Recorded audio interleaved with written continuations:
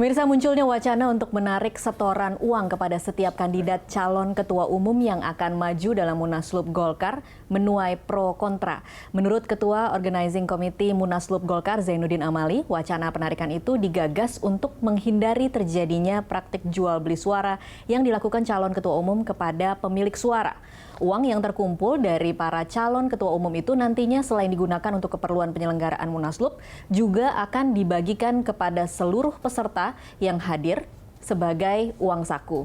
Akankah wacana mahar 20 miliar ini benar-benar menjadi syarat utama untuk maju dalam pertarungan kursi Ketua Umum Golkar? Apa pula jaminan penyelenggaraan Munaslup Golkar nantinya akan minim politik transaksional jual beli suara? Untuk membahasnya telah hadir bersama kami di studio Ketua Organizing Committee Munaslup Golkar Zainuddin Amali, kemudian politikus senior Golkar Fahmi Idris, dan peneliti senior CSIS J. Kristiadi. Selamat malam Bapak-Bapak. Selamat malam. Terima kasih sudah hadir di studio kami. Saya ke Pak Zainuddin terlebih dahulu nih untuk bertanya. Ini wacana 20M memang strategi Golkar untuk mendapatkan sorotan media atau beneran tidak punya uang nih Pak Zainuddin? Jadi gini, setelah rapat pleno DPP tanggal 7 April yang lalu, kemudian Pak Theo sebagai ketua penyelenggara dan saya sebagai ketua OC, Pak Nurdin ketua SC, dan beberapa yang sudah ditetapkan oleh pleno, kemudian kita berdiskusi. Salah satu yang kita diskusikan adalah bagaimana mengeliminir politik transaksional. Semangatnya untuk menghapus politik transaksional. Betul itu.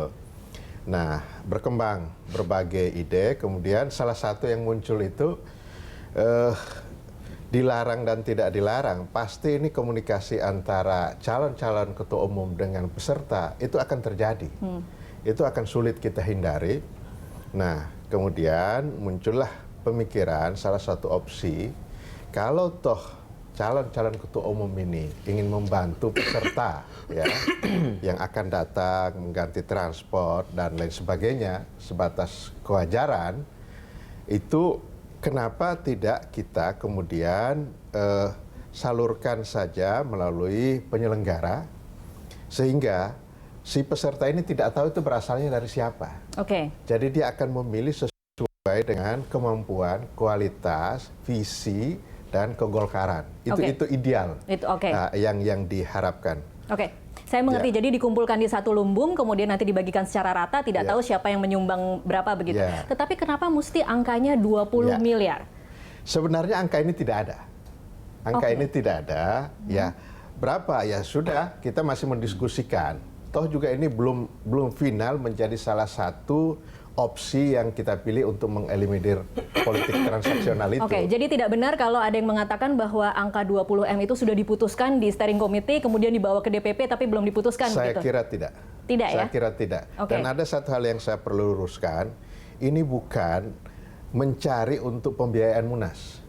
Saya kira dari Munas ke Munas itu menjadi tanggung jawab DPP. Bang Fahmi tentu bisa menambahkan karena beliau pernah di kepengurusan DPP sebelum-sebelumnya.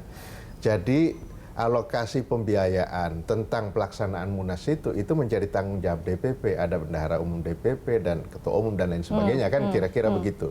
Bukan mencari dari para kandidat atau para calon ketua umum. Itu jadi semata-mata niatnya adalah mengeliminir politik transaksional.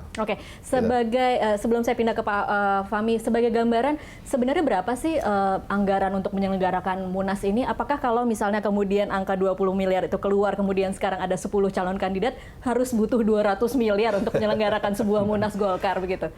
Kita masih dalam perhitungan karena ini kan diputuskan di Bali. Kemudian tempatnya adalah tempat yang baru pertama kali kita gunakan tempat ini, sehingga panitia masih mengkalkulasi sampai hari ini belum ketemu angka yang pasti berapa yang akan dibutuhkan untuk pembiayaan Munas itu. Jadi ini satu hal yang terpisah ya. Kali lagi saya mau katakan satu hal yang terpisah dengan apabila calon-calon ketua umum ingin membantu para peserta. Itu hal yang berbeda. Jadi jangan dikaitkan bahwa ini juga akan membiayai Munas, sama sekali tidak. Oh, oke. Ini hal yang berbeda. Oke, Ya. saya geser ke Pak Fahmi. Pak Fahmi, Anda mendengar wacana tentang bahwa semua calon kandidat ketua umum harus menyetor 20 miliar. Meskipun tadi sudah diklarifikasi oleh Pak Zainuddin itu belum angka final. Tetapi kalau menurut Anda sendiri, sebenarnya ketika diwajibkan 20 miliar itu apakah memang akan bisa mengurangi politik transaksi jual beli suara? Tadi Saudara Zainuddin mengatakan keputusan ini belum fix, baru pada tingkat pembicaraan. Jadi karena belum fix kita tidak bisa berandai-andai, begitu kan, apa diwajibkan atau dihimbau atau dan sebagainya. Tapi kita kembali kepada yang Saudara Zainuddin tadi sebutkan, dalam anggaran dasar dinyatakan bahwa tanggung jawab penyelenggaraan Munas, termasuk Munaslup, itu ada di tangan DPP. Jadi DPP Golkar lah yang berkewajiban menyelenggarakan Munas atau Munaslup tersebut. Jadi menurut saya, Saudara Zainuddin, agak janggal kalau DPP kemudian menyebar tanggung jawab itu ke calon ketua umum. Itu yang pertama. Yang kedua, saya setuju ini berangkat dari realitas. Tapi realitas yang dikemukakan oleh Saudara Zainuddin dikaitkan dengan politik transaksional atau bahasa terangnya politik uang, itu juga kurang tepat. Artinya begini, siapapun, saya yakin termasuk Saudara Zainuddin dan teman-teman yang sedang aktif sekarang di DPP, tidak bersetuju dengan politik uang. Apalagi saya sebagai senior, rada risih itu. Mendengar tiap saat, tiap waktu, terjadi hal yang demikian. Dengan kata lain, yang dapat kita tempuh untuk menghindari itu semua adalah pertama, penyelenggaraan Munas harus sesederhana mungkin. Itu turunkan seluruh komponen biaya, Saudara Zainuddin. Ini termasuk untuk membagi-bagi uang kepada kader yang datang begitu ya? Saya tidak masukkan itu. Oh, tidak masukkan itu bahkan, oke. Tadi disebut uang saku, saya rada miris itu, Saudara Zainuddin. Pergantian transportasi, Pak. Kalau transportasi, tadi ada disebut uang saku. Iya. Nah, itu saya miris. Tapi kalau transport, itu agak logis. Gitu, ya. Begitu. Jadi biayanya, komponen biayanya diturunkan. Kemudian kedua, kita mulai dong berazam, bertekad, bersikap dari pengurus DPD, tingkat kabupaten, kota, provinsi, termasuk yang di DPP, cukup sampai di sini sajalah politik uang itu. Cukup sampai di sini saja, sehingga tidak ada lagi kebutuhan siapapun untuk memberi, termasuk si calon ketua umum.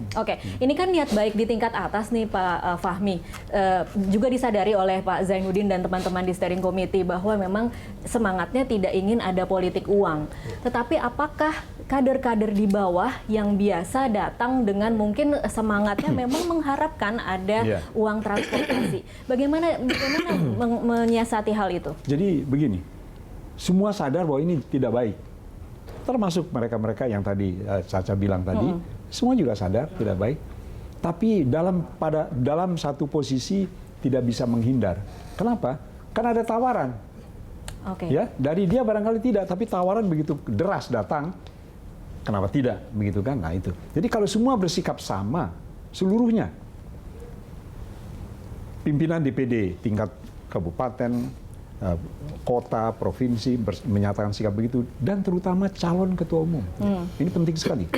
Dan para DPP, ini adik saya ini, Zainuddin Amali, semua bersikap yang sama, saya yakin bisa. Sebab begini, kalau tidak kita mulai memberanikan diri, lalu kapan lagi?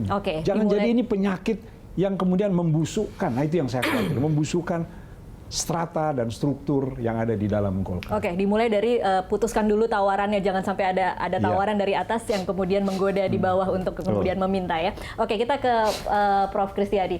Prof, kalau kita mendengar wacana 20 miliar ini, menurut Anda ini sesuatu yang mengagetkan atau sebenarnya di masa lalu ini sebenarnya ada tapi tertutup atau seperti apa?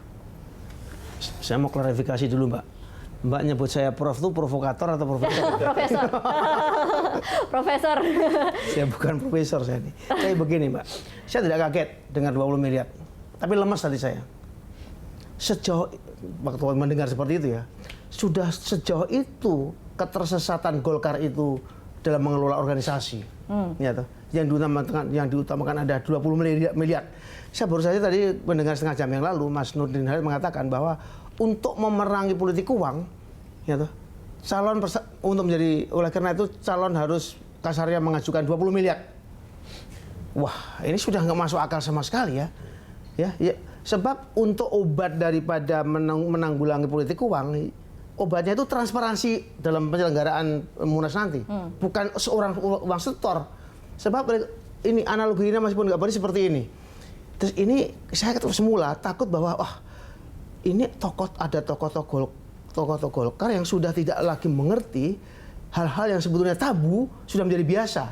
Itu ilustrasi yang mudah adalah ada ibu-ibu good looking lady, mukanya pengap-pengap, lapor kepada pimpinannya, lapor, Pak, saya mohon nasihat, Pak, karena saya luka-luka begini, saya ditabukin sama suami. Kenapa? Karena saya ketahuan selingkuh. Nasihatnya direkturnya, kamu keterlaluan, gitu aja nggak bisa nyimpan, kok ketahuan. Nah, seperti itu kira-kira bayangan saya waktu seperti itu. itu. Ya, seperti itu. Nah, jadi oleh karena itu saya agak lega dengan Mas Yanudin dan Pak Fahmi bahwa sekarang ini sebetulnya momentum Munas ini jadikan yang paling baik. Momentum apa sih sekarang ini? Golkar harus keluar dari kejumudan sehingga tampil dengan suatu gagasan baru yang memberikan harapan. Dan saya setuju sekali. Ditekan dan ada kesepakatan pimpinan Golkar sekarang gini. Kita sekarang betul-betul melakukan sesuatu loncatan salto mortal untuk melakukan Munas ini. Tidak di hotel, di asrama haji. Mungkin lebih barokah di situ. Jadi jangan di Bali ya? Jangan Pak? di Bali, di asrama haji di mana? Di Jakarta luas sekali, tuh tampung, taruh di situ semua, ya kan?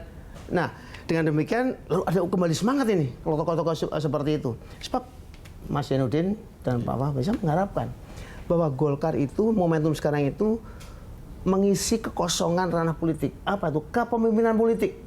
Mau kemana sebetulnya politik Indonesia itu sekarang ini? Bagaimana menata kekuasaan yang masih belum beres-beres seperti ini? Itu yang kita perlukan. Jadi kalau itu sekarang ini masih ada waktu beberapa minggu untuk kemudian merubah suatu image dan merubah suatu tekad seperti rohnya Mas Fahmi tadi, tidak cuma disederhanakan, ditekan serendah mungkin. Kita laksanakan di asrama haji. Harus disetujui semua nih, pimpinan-pimpinan pleno setuju semua. Dan kemudian Mbak, saya senang sekali karena saya tadi juga sudah membaca di Republika, di KOM dan sebagainya bahwa ada gerakan dari masyarakat, dari anak-anak muda Golkar untuk apa? Untuk kemudian urunan patungan bagaimana membiayai Munas ini. Itu jauh lebih bermartabat dan mulia. Sudah sekarang harus lupakan dulu, kita ampuni kesalahan-kesalahan ucapan dari yang mau 20 miliar itu. Kita ke depan seperti apa sih? Apa momentum yang paling baik Golkar untuk menggelurakan semangat ke depan menjadi mengambil alih kepemimpinan politik ini supaya jelas arahnya kita kemana. Oke, baik. Nanti kita tanyakan di segmen selanjutnya ke Pak Zainuddin, mau nggak ini dipindahin ke asrama haji dari Bali? Kita tanyakan nanti selanjutnya, pemirsa tetaplah bersama kami. Kami akan kembali usai jeda komersial berikut.